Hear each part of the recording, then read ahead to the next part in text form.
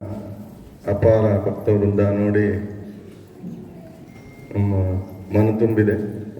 ಪ್ರತಿನಿತ್ಯ ಸ್ವಾಮೀಜಿಯವರ ಅಮೃತವಾಣಿ ನಮಗೆ ಅವರು ಕೇದಾರದಲ್ಲಿ ಇದ್ದಾಗಲೂ ಕೂಡ ನಮ್ಮ ಇನ್ನೊಬ್ಬ ಮಿತ್ರರು ಹೇಳಿದಂತೆ ಅವರು ಇಲ್ಲೇ ಇದ್ದಾರೆ ಅನ್ನೋ ಒಂದು ಭಾವನೆ ಮತ್ತು ಭಕ್ತಿ ಮನುಷ್ಯನಿಗೆ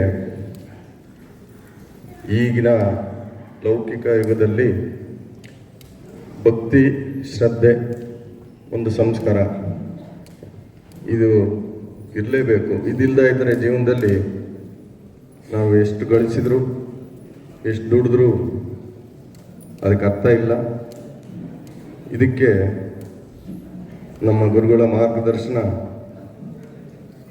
ಬೇಕೇ ಬೇಕು. ನಾವು ಒಂದು ಗುರು ತಲುಪಲು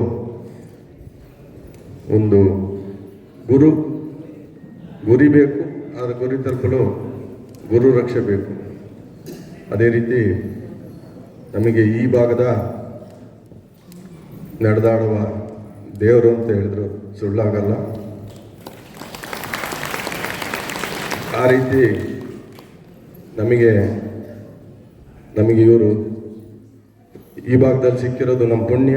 ಎಷ್ಟೇ ತೊಂದರೆ ದೇವ್ರ ಕೆಲಸಕ್ಕೆ ಯಾವ ತೊಂದರೆ ಬರಲ್ಲ. ಈ ಸದುಪಯೋಗವನ್ನು ಎಲ್ಲ ಭಕ್ತಾದಿಗಳಿಗೂ ತಿಳಿಸುತ್ತಾ ಮುಂದಿನ ದಿನಗಳಲ್ಲಿ ಇನ್ನೂ ಹೆಚ್ಚಿನ ಗುರುಗಳಿಂದ ನಾವು ಆಶೀರ್ವಚನ ಪಡೆಯೋಣ ಅಂತ ಹೇಳಿ ನಮ್ಮ ಕೈಲಾಗದ ಸೇವೆ ಮಾಡಲಿಕ್ಕೆ ನಾವು ಸದಾ ಸಿದ್ಧರೋಣ.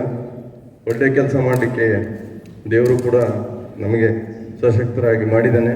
ಅದೇ ರೀತಿ ಮುಂದೆ ಕೂಡ ನಡ್ಕೊಳ್ಳೋಣ ಅಂತೇಳಿ ನನ್ನ 2 ಮಾತನ್ನು ಮುಗಿಸ್ಬೇಕು.